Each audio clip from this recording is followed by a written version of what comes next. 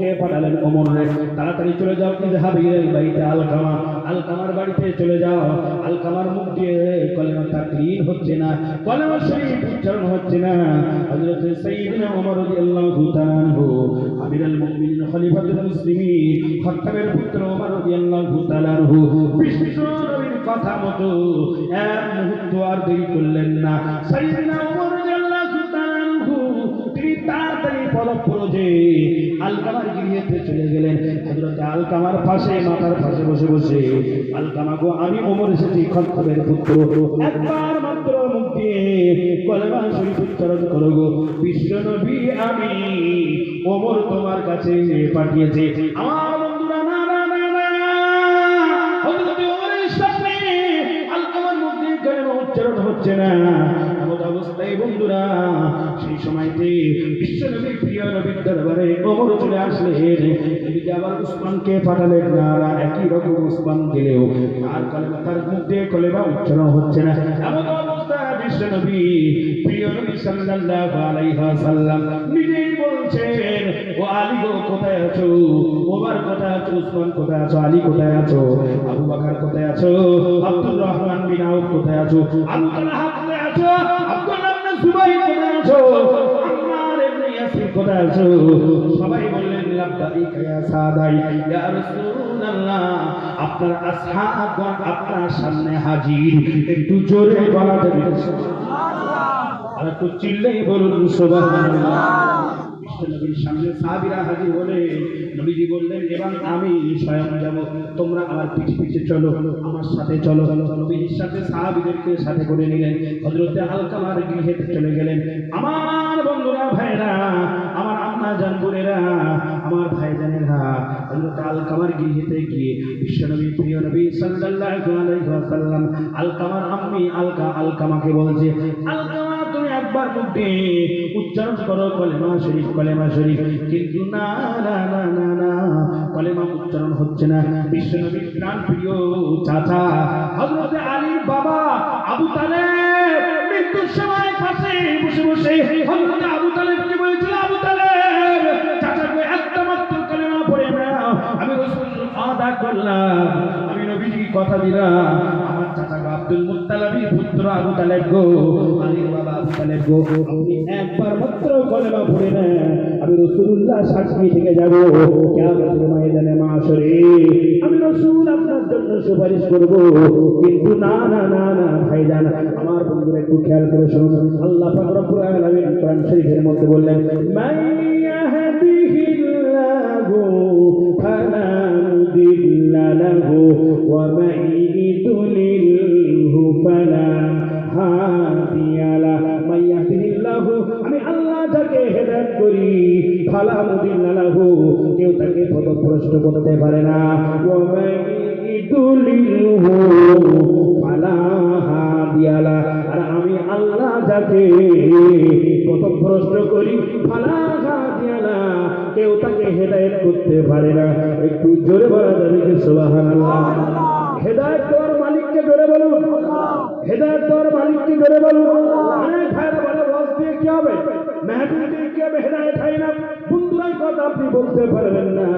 কোরআন সুন্নাহ বিরোধী কথাবার্তা যদি আপনি বলেন, আপনি কুফরি হয়ে গেলেন। আর কুফরি কালাম যদি হয়ে যায়, মৃত্যুর আগে যদি কলেমা না পড়ে কাজী তওবা না করে যদি মারা যান, আপনি কিন্তু বেঈমান হয়ে মারা যাবেন। কারণ কোরআন শরীফের একটি আয়াত আর হাদিসের কোন একটি হাদিসের আয়াত যদি বলে আমি মানি না মানবো না, আল্লাহ পাক সঙ্গে সঙ্গে আপনার মুসলমানের খাতা থেকে নাম কেটে দিয়ে কাফেরের খাতায় নাম লিখিয়ে দেবেন। আমার ভাইজানেরা, বন্ধুরা, হযরত আবু তালেবের মুখ দিয়ে কলেমা উচ্চারণ হচ্ছে না। আমাদের অবস্থায় বিশ্বনবী বিচলিত হয়ে গেলে নবী বলছেন, আবু তালেব গো, একটা বারের জন্য কলেমা পড়ে নাও। সেই ছোট্টবেলা থেকে তুমি আমাকে লালন পালন করেছো, মা নাই, বাবা নাই, আব্দুল মুত্তালিব নাই, দাদু নাই, আব্দুল্লাহ আমার বাবা মদিনায় মারা গেল, আমার মা আমিনা মদিনায় মারা গেল, আব্দুল মুত্তালিব মারা গেল। আমি আব্দুল্লাহর বেটা মোহাম্মদ এতিম, আপনি আমাকে লালন পালন করেছেন। চাচা গো, আপনার কোলে আমি লালিত পালিত হয়েছি, 50 বছর ধরে আপনার কোলে থেকেছি, আপনার গৃহে বসবাস করেছি। চাচা গো, একবারের জন্য আপনি কলেমা পড়ে নেন। হযরত আবু তালেবের মধ্যে কলেমা উচ্চারণ হচ্ছে না। আল্লাহ বললেন, মাইয়াহদিল্লাহু, আমি আল্লাহ যাকে হেদায়েত দেই, ফালা মুদিল্লা লাহু, কেউ তাকে পথভ্রষ্ট করতে পারে না। ওয়া মাইয়ুদলিলহু, আর আমি যাকে পথভ্রষ্ট করি, ফালা হাদিয়া লাহু, কেউ তাকে হেদায়েত দিতে পারে না। বিশ্ব নবীকে আল্লাহ বললেন, আমার হাবিব নবী, দয়ার নবী, আমি আবু তালেবের বুকে সিলমোহর মেরে দিয়েছি, আবু তালেব কখনো ঈমান আনবে না। নবীজি ওমরের জন্য দোয়া চেয়েছিলেন, আবু জাহেলের জন্য দোয়া চেয়েছিলেন, আল্লাহুম্মা আইজিল ইসলাম ওয়াল মুসলিমিন, আল্লাহুম্মা ইহদিনি, আও আবু জাহেল ইবনে হিশাম, আও ওমর ইবনে খাত্তাব। অনেক লম্বা হাদিস আপনাদের সামনে রিওয়ায়াত করতে পারবো না, সংক্ষেপ আলোচনা। বিশ্বনবী আবু জাহেলের জন্য দোয়া করেছিলেন, ওমরের জন্য দোয়া চেয়েছিলেন, কিন্তু আবু জাহেলের কলেমা নসিব হলো না। আবু জাহেল হলো আবু জাহেল, বেনসিব, তার নসিবে জুটলো না কলেমা। কিন্তু বিশ্বনবীর প্রাণপ্রিয় সাহাবী, ইসলামিক প্রিয় দ্বিতীয় খলিফা, খাত্তাবের পুত্র ওমর, ইয়াং যুবক বয়সে রাসূলুল্লাহর মাথা কাটতে এসেছিলেন।